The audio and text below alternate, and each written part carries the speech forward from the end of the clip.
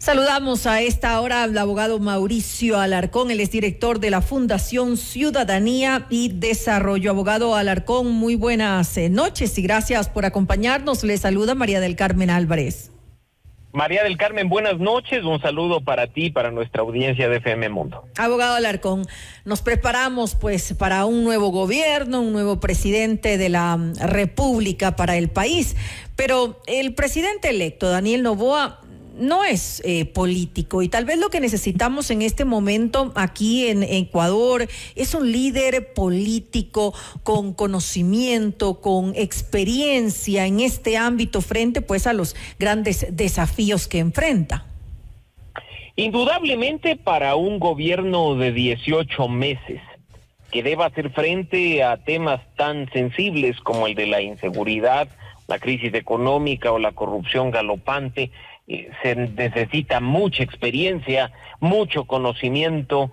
algo que incluso desde el ámbito político, creo que todos estamos conscientes, Daniel Noboa carece. No obstante, no nos olvidemos que si bien hemos elegido a un presidente, este no tiene por qué conocerlo todo ni saberlo todo, y será más bien su equipo de trabajo el que le acompañe durante esos 18 meses, quien deberá complementar y suplir cualquier tipo de falencia para poder tratar estos temas y sobre todo demostrarles a los ecuatorianos que es posible hacer un gobierno distinto, así como en la campaña se nos demostró que era posible hacer una política distinta, una campaña diferente. Ahora, además de su equipo de trabajo, que sin lugar a dudas es clave, también una estrategia necesaria es cómo se va a manejar su relación con la Asamblea Nacional, para que obviamente no vaya a pasar a repetirse lo que sucedió con este gobierno. Y es claro que en este momento, ya con resultados definitivos, el bloque de Daniel Noboa se constituiría formalmente como bancada. Ha logrado ese número mínimo que le permite a ADN, a esta alianza, tener un puesto en el CAL, por ejemplo, 14 legisladores después de la elección del fin de semana. No obstante, este número es insuficiente para aprobar leyes, frenar juicios políticos o llevar a cabo acciones de la denominada gobernabilidad en función de las iniciativas que lleve a cabo el presidente electo, el presidente Noboa. Así es que dentro de ese legislativo,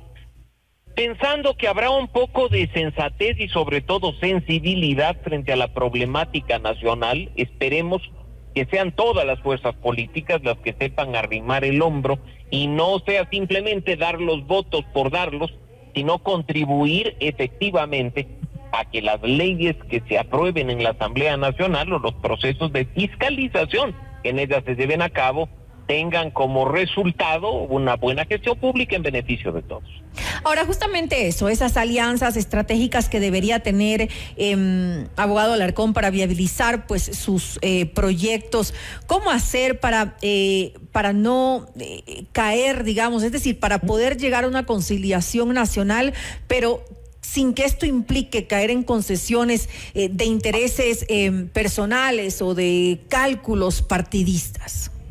María del Carmen, la respuesta está en la transparencia. Dialogar entre fuerzas políticas distintas, tratar de encontrar acuerdos, negociar políticamente, no debe ser satanizado sobre la base de las malas experiencias previas que ha tenido este país. Pero sí hay que decirlo, discutir sobre lo político, dialogar sobre acuerdos de gobernabilidad, es algo hasta necesario en alguna medida, en función de la realidad nacional. Ahora bien, insisto, esto tiene que hacerse con transparencia, es decir, no a espaldas de los ecuatorianos, sino diciendo desde cada uno de los puntos cuál es la posición, qué es lo que se busca, qué intereses hay, de tal forma que no estemos negociando ni amnistías ni apetitos de caudillos políticos en específico, sino negociando en pro del beneficio nacional, del interés del país y del bienestar de los ecuatorianos.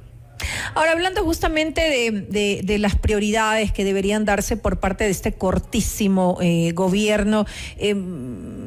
parecería claro que son el tema de seguridad, sin lugar a dudas, el tema de económico, porque obviamente hay un problema grave en este sentido, y tal vez también el tema de gestión de riesgos, tomando en cuenta el fenómeno del niño que ya pues se aproxima. Ahora, en materia de seguridad, vamos analizando cada uno de ellos. En materia de seguridad, ¿cuáles deberían ser las prioridades? Porque está claro que en año y medio no va a poder lograr realizar cambios profundos. Sin embargo, de alguna manera tiene que verse un plan que sea lo suficientemente claro, que inicie de alguna manera, pero que pues esté bien diseñado y dé alguna esperanza de que esto, si se mantiene, puede dar claros resultados a futuro. Comparto plenamente con tu criterio, María del Carmen, en el sentido de que el punto de partida es tener claridad en la hoja de ruta de acciones que tienen que implementarse en el corto, mediano y largo plazo para atenuar y hasta solucionar el problema de la inseguridad. 18 meses de ninguna forma van a permitir una solución final a este tema, pero sí es de tiempo suficiente para que ciertas acciones puedan darse, ¿no? Y yo te diría que quizá la primera y fundamental sería la de la ejecución del presupuesto asignado a la seguridad nacional, que pasa por el equipamiento básico fundamental a la Policía Nacional, hasta cuestiones tan elementales como el apoyo al trabajo de seguridad en campo en las zonas que ya han sido determinadas e identificadas por los distintos organismos estatales como de alto riesgo. Parecería que una cosa tan básica no es importante, pero con lo que está haciendo, o más bien dicho, con lo que no está haciendo el gobierno saliente, creo que estas son acciones fundamentales para dar señales claras de que algo se quiere hacer en el tema, que algo se está haciendo para mitigar el problema, y como digo, que son los primeros pasos para ya con posterioridad, incluso pensando en un periodo completo de 4 años, implementar ya soluciones a mediano y largo plazo. Ahora, en materia económica, ¿cómo atraer inversión extranjera ahora con la situación que enfrenta el país, con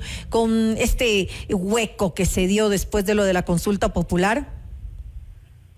María del Carmen, no basta con discursos, no basta con decir tengo amigos empresarios o vengo haciendo una rueda de negocios y muchos han dicho que qué lindo que es de Ecuador y que les encantaría invertir acá. Creo que ese discurso, ese mensaje está desgastado y lo que pasa desde el gobierno no es sino simplemente llevar a cabo acciones para dar seguridad jurídica, para dar estabilidad tributaria, para generar un ambiente propicio que atraiga a los inversionistas, no solo extranjeros, sino incluso nacionales. Inversionistas ecuatorianos se han ido a Colombia y se han ido a Perú en los últimos años, porque aquí no hay condiciones, porque cada año cambia la normativa, porque cada año tienes una reforma tributaria distinta, y esa inestabilidad desincentiva la venida de recursos para generar nuevas fuentes de empleo. A nosotros no nos interesa que nos hablen de cientos de miles de nuevos puestos de trabajo, o incluso millones, como fue la oferta original del señor Lasso cuando candidato, sino que generen las condiciones para que la inversión nacional e extranjera venga por sí sola y empiece a generar un efecto positivo. Y que de alguna manera se cumpla, ¿no? Porque de nada sirven esos ofrecimientos como los del actual gobierno, que finalmente no se cumplió de ninguna manera con lo ofrecido. Ahora, ¿no correspondería tal vez tomar medidas que puedan resultar hasta cierto punto poco populares en el ámbito económico, tomando en cuenta que va a ser año y medio de un gobierno que está en campaña, ¿no? Porque la idea es llegar al 2025. Yo le tomo la palabra a Daniel Noboa con una frase que mencionó incluso en el debate y que en las calles de varias ciudades del país las vimos plasmadas en pósteres y en afiches. Cuando no se roba, la plata alcanza. Cuando no hay sobreprecios, la plata alcanza. Creo que el presupuesto general del Estado, si se maneja de manera honesta, con transparencia, con rendición de cuentas, permite que se lleven a cabo las acciones básicas fundamentales de gobierno, los servicios públicos en beneficio de todos los ecuatorianos.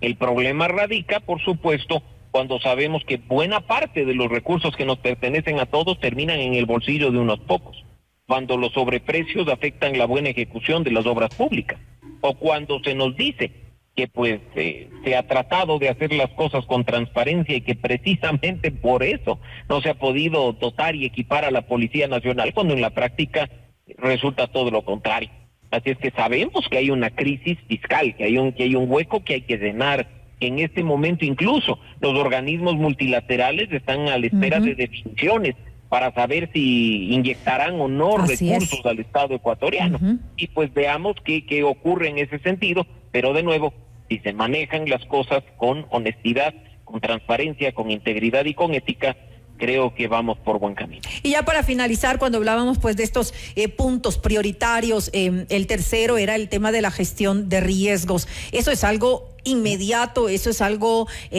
importante que se lo haga de manera ni bien entra, es decir, debería apenas empieza a trabajar, por ejemplo, con la Asamblea Nacional, definir esto que es tan necesario para el país.